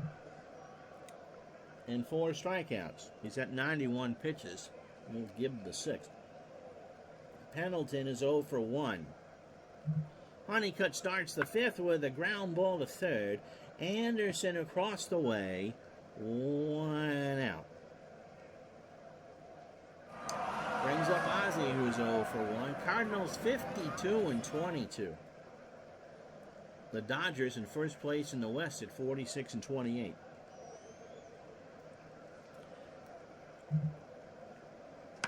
There's a fly ball to center. Landro will make the catch for the out. Back to the possible NLCS matchup between these two teams. Remember, in '85, it was the first year of the best of 7. And don't the Toronto Blue Jays wish it was still a best of 5, because the Royals came from 3-1 down to win the American League Championship Series. This one went 6. Jack Clark's big homer in Game 6 sent the Cardinals to the World Series. You're worried. You heard the Cardinals are planning on fireworks later. Probably about an hour after the Braves fireworks, not early in the morning. Nieto's 0 for 1. Tom swings, ground ball to short. Duncan over to Brock for the out. So that will retire the side. No runs, no hits, no errors. Honeycutt cruising right along. We go to the 6th, 3-0. Dodgers. So Socha, Sachs, and Honeycutt. Andahar, if he gets a clean inning, probably will bat. But if he struggles, he would lead off the bottom of the 6th. Ground ball to short. Ozzie. 1 out. Here's Steve Sachs. He's 0 for 2 with a strikeout. There's a base hit in the left center field. So the Dodgers now have 9 hits, and Sachs can steal. Playing for the bunt. Honeycutt 1 for 2. Rick has a single and a run scored, and on this hot night in St. Louis was sucking on the oxygen once he put the jacket back on in the dugout. They play for the bunt. Honeycutt pops it up. That's a swing Ozzie, 2 out. Yep. Computer doesn't want to bunt with 1 out. And I still say that's the smart move to do it. You still want that runner in scoring position. Here's Anderson. He's 0 for 3 with a strikeout. Andujar, 105 pitches, 5 2/3 innings, 27 batters deep in the lineup, 9 hits, all 3 runs are earned. He's walked 1 and struck out 4. One of them being Dave Anderson, who's 0 for 3. Throw to first. Sachs is back. As we play the 6th, it's still 85 degrees. And so, thank goodness they're in the polyesters, because if you're in a wool uniform on hot plastic, you'd be a fried egg. Oh my goodness. Pitch to Anderson. There's a fly ball to right. Landrum moves in a bit, and that will retire the side. So the Dodgers, no runs, a hit, no errors. They've left on 7 now. Bottom 6, 3-0 LA. So Andujar is going to stay in the ball game. He struck out in the 3rd, which just tells you just how well Rick Honeycutt's going. He hasn't been through the lineup twice yet, and here we are in the 6th. Struck him out. Andujar swung on and missed the Bugs Bunny fastball, 1 out. So opening 18 for Honeycutt, 74 pitches. Remember, he can only go about 95. 5 1/3 innings, 3 hits and 2 strikeouts. Coleman is 0 for 2. He swings, that's into center field. Landro coming in, 2 out. A web gem. Landro has to dive on that turf. An end-over-end catch to get the out. And with Coleman's speed, you're essentially, even if it was only a single, Landro in effect has just robbed Vince Coleman of a double. How about that? Wowzers. Here's McGee. Willie is 1 for 2. Honeycutt winds and deals. And there's a ground ball left side. Guerrero has to pick it up off the wall. And McGee is in with a double. That's his 5th. And so now that Landro play has saved a run. Because Coleman, even if he hadn't stole second, would have gone off like Carl Lewis off of first base and scored. So here's her. Tommy 1 for 2. Has singled and stolen a base. So right now, for the Dodgers, all the cylinders are clicking. Pitch to her. Ball 4, but the Cardinals now, with their power threat at the plate, now have a tying run at the dish and Jack Clark. He is 1 for 2. He has singled. And Honeycutt, that tank is quickly going to E. McGee on second, her on first. And there is speed everywhere. Pitch to Clark. In the left, Guerrero moves back, but that will stay in the yard. And the Cardinals cannot score. No runs, a hit. St. Louis leaves on 2. Go to the 7th. 3-0 Dodgers. So Duncan, Landro, and Guerrero to face a tiring Andujar here in the 7th. Mariano 1 for 3. A strikeout. He drove in his 21st and scored. This time around in the right field, Landrum should get it. 1 out.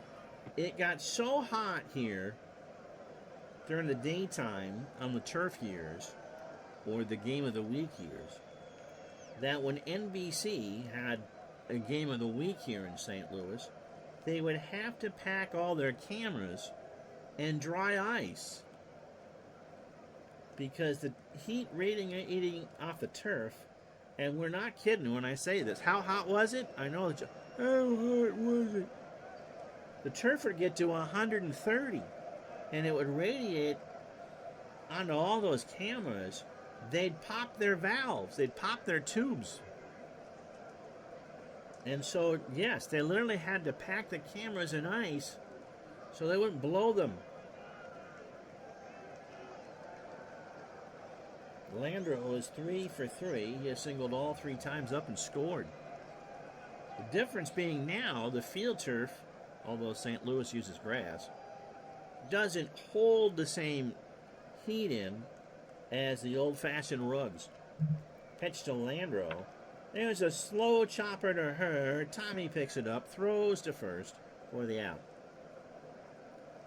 2 out for Guerrero. Pedro, 2 RBI in the 5th. He's got himself a double and a walk, so he's 1 for 1.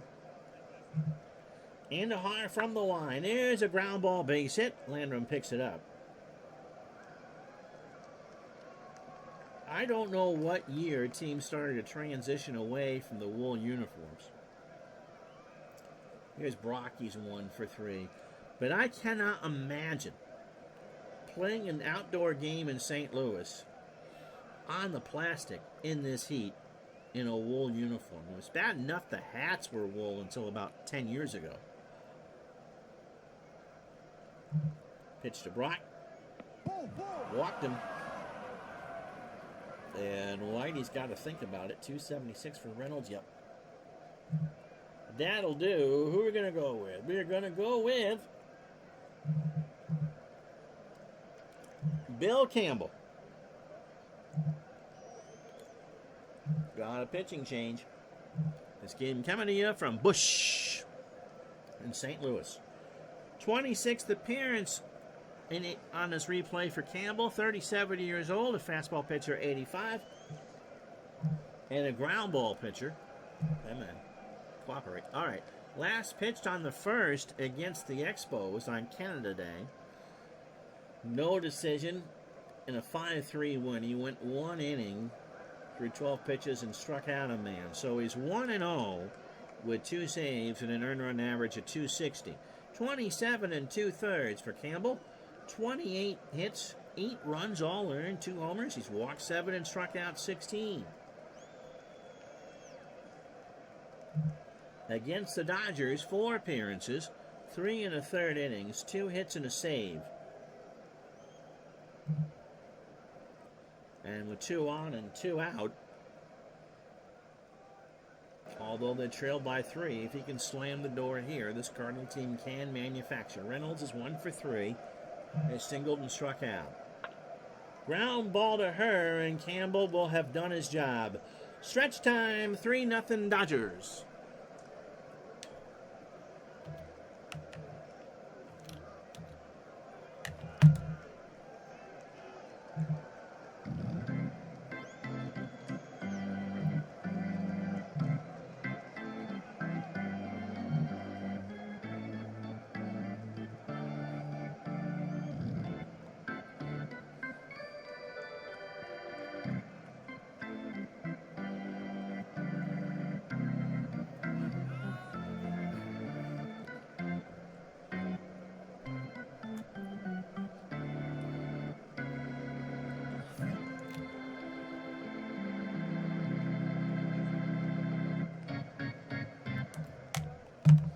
Carlos Diaz gets a call for the Dodgers. That'll be the night for Honeycutt.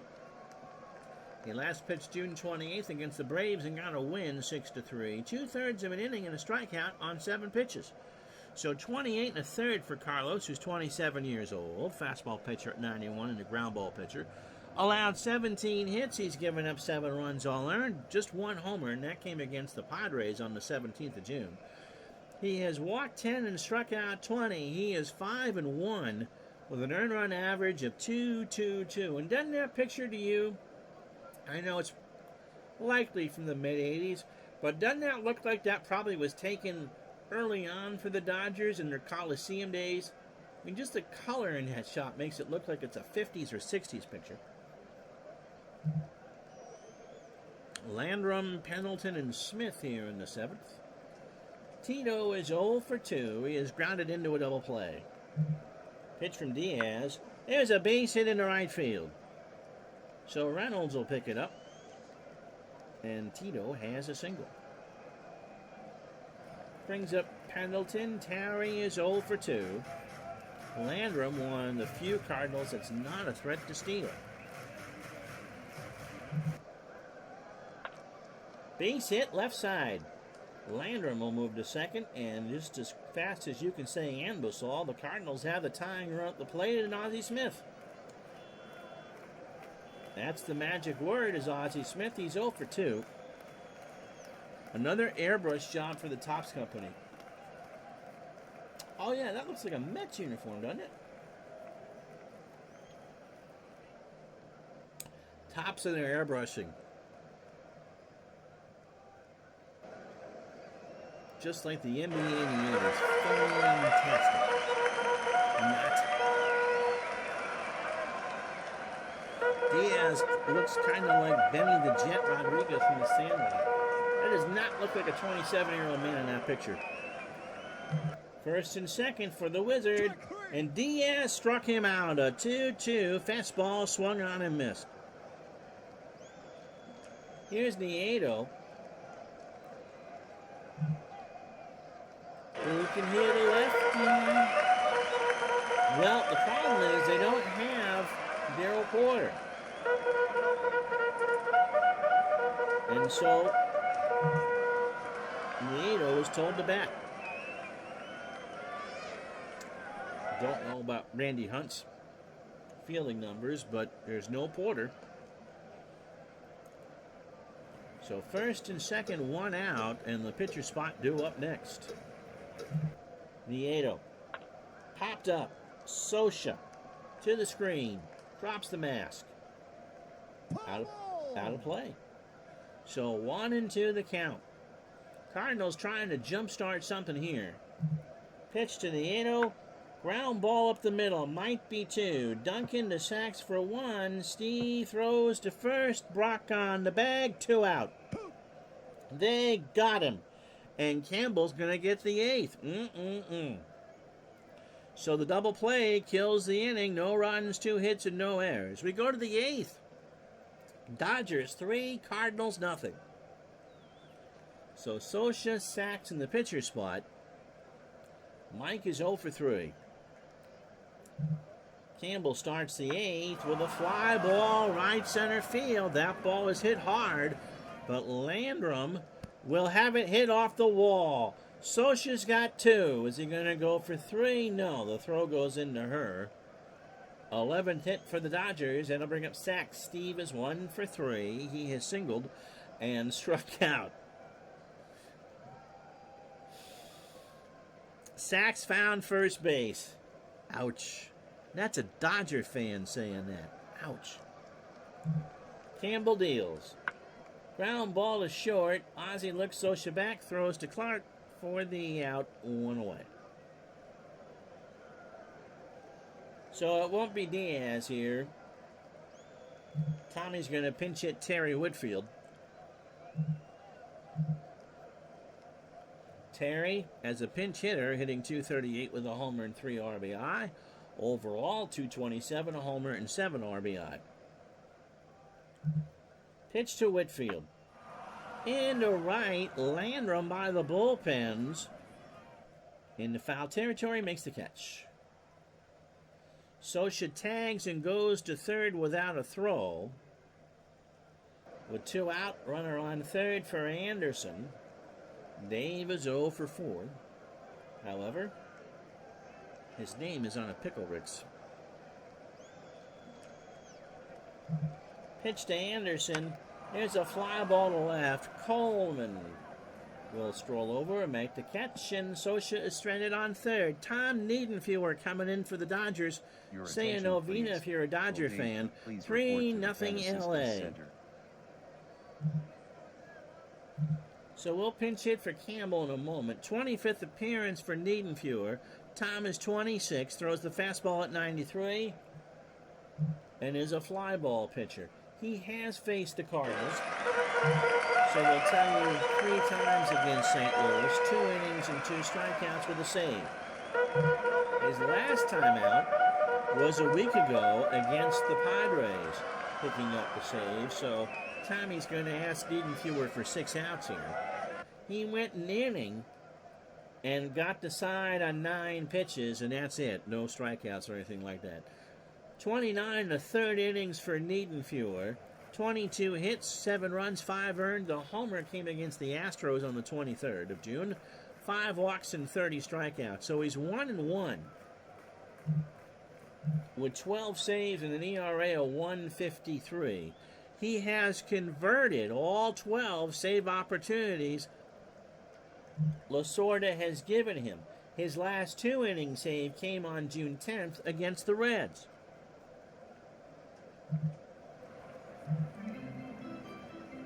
And so now when you ask who can hit a righty, you look to Andy Van Slyke, who's not had a pinch hit, 266 overall, 4 homers and 27 RBI. 3 runs, 11 hits, no errors for the Dodgers. They've left on 10. The Cardinals, no runs, 6 hits, and error, and they've left on 5. Got him. Got him on the inside corner, strike 3. So Niedenfuer will now face Coleman and McGee. Vince is 0 for 3. So the Dodgers, at least on this day, have shown the baseball world what they have. This would be a big one. Pitch to Vinny. Base hit left side. Guerrero picks it up. And Anderson should have made that play. And so now the game of cat and mouse begins. As soon as Niedenfuer throws over to first, then we'll see Coleman. McGee is 2 for 3. He has singled and doubled. 3-0 Dodgers, bottom of the 8th. 1 out. Throw to first. Coleman now is going to go. If he steals this, it's 50. Socha's throw down to Duncan, and that is 50. So Coleman gets the golden stolen base on his 4th of July, 1985, his rookie year, in a 1-strike count. And this is why the Cardinals are so dangerous, because they can move around. The 1-strike pitch to McGee. Ground ball to Sachs. Great play. Steve filled the hole through to Brock, found first base. Coleman moves to third, and there's 2 out for Tommy Herr. Tom has singled, walked, and stolen a 16th. He looked out from there. Well, he was out. So 2 out.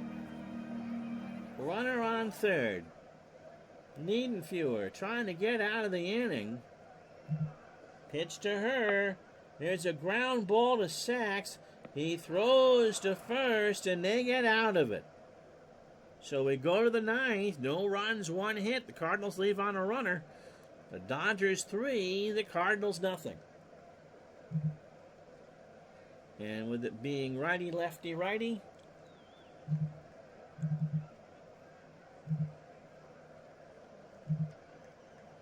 Jeff Lottie will come in. 23rd appearance for Jeff.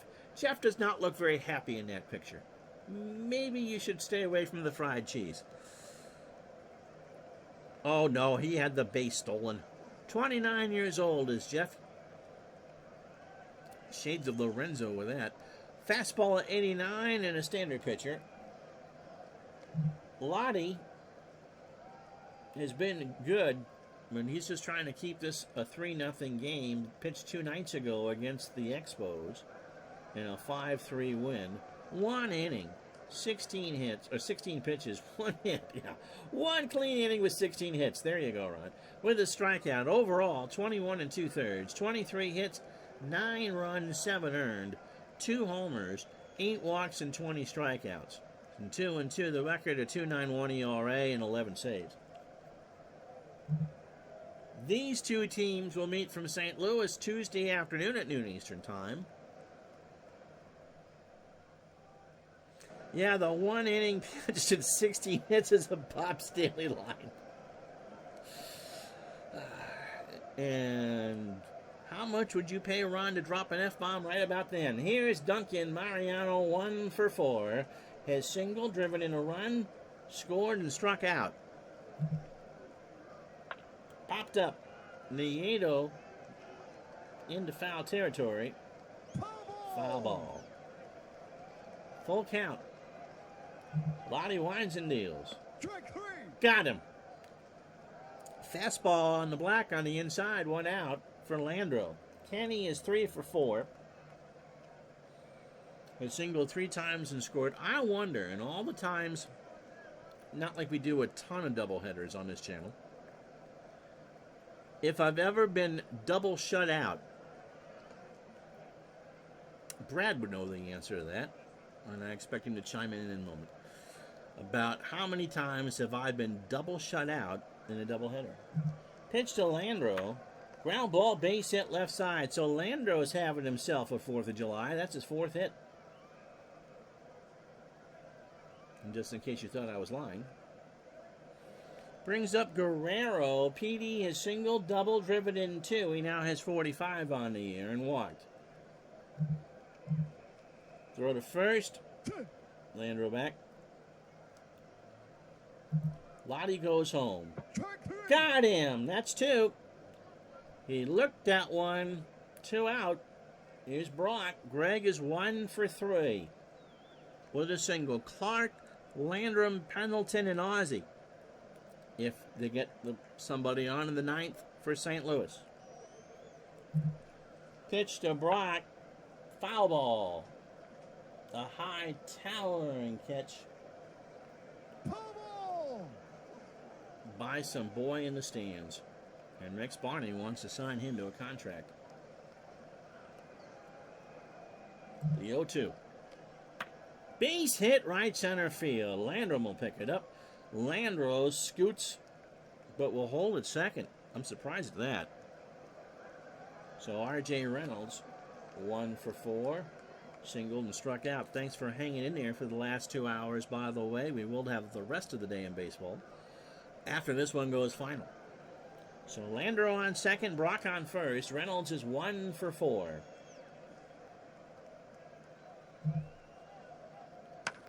Liner up the middle, and Hurst snares it to end the inning.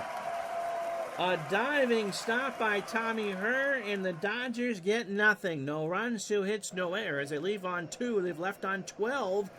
That's the bad news. The good news, if you're a Dodger fan, is they lead 3-0, bottom 9. So Niedenfuer to face Clark, Landrum, and Pendleton.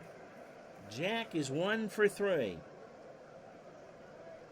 Niedenfuer winds and deals. Struck him out. A fastball looking on an 0-2, and that's 2 for Tom. Landrum is 1 for 3. He has singled and grounded into a double play. Pitch to Tito. Base hit left field. So Guerrero will pick it up, and there's life in the Cardinals yet. Now, isn't this a better way to spend a couple hours than to watch someone write their name on a pool toy? Just saying. Just saying. Here's Pendleton. It's hang on time is right. Carey 1 for 3. He's got himself a single. The good news is this is not a fast part of the Cardinal lineup. 8 hits for St. Louis. They've left on 6. Niedenfuer deals. Ground ball, base hit. Landrum will look. Landro does not have a great arm. And Tito's trying for third. The throw to third. It's going to be close. They got him. Landro threw him out.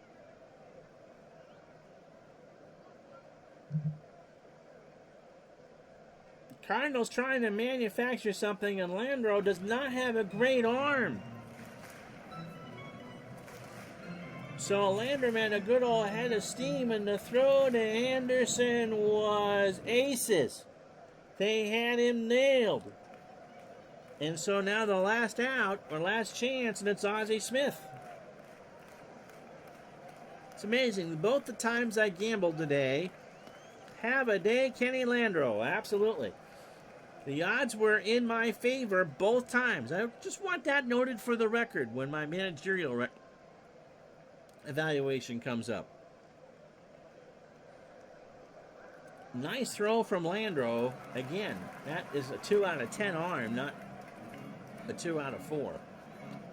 So here's Ozzie. He struck out for the 9th time in 263 at-bats today. He's 0 for 3. Nieto on deck. Throw to first. Brock goes back. Pendleton laughs. 0% chance to hit a homer. Yep, that outcome box looks pretty darn good if you're a Los Angeles Dodger fan. Go crazy. Oh, sorry. In the left, that ball is well hit, but Guerrero will haul it in, and the Dodgers have shut out the Cardinals 3-0. She just signed off, so I should see a bump in my audience. Well, after 2 hours and 5 minutes, that'll do it for us. What a ball game. 3 runs, 13 hits, no errors for the Dodgers. They leave on 12. No runs, 9 hits, an error for St. Louis.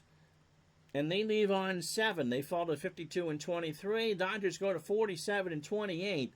Landro's going to be your digital dice MVP. 4 for 5. So Honeycutt goes to 4 and 3. 6 innings, 4 hits, a walk, and 2 strikeouts on 91 pitches. Diaz gets the hold and Niedenfuer. 13 for 13 and saves now. 2 innings, 3 hits, 2 strikeouts. Joaquin Andujar had minus stuff, and it showed. 6 2/3, 10 hits, 3 runs. The Cardinal bullpen slammed the door the rest of the way, but the offense couldn't do anything with it.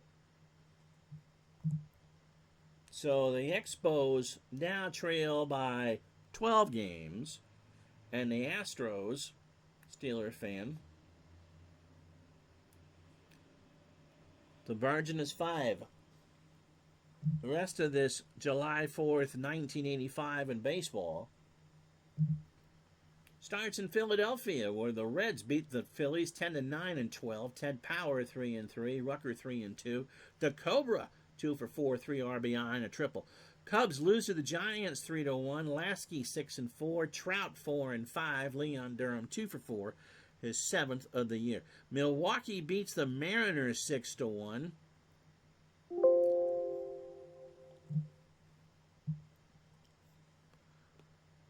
Moose Haas goes to 6-6. Matt Moore 8-5. Rick Manning 4 for 4, 3 RBI and a triple. Okay, so that's where my notes are. San Diego 7-5 over the Pirates.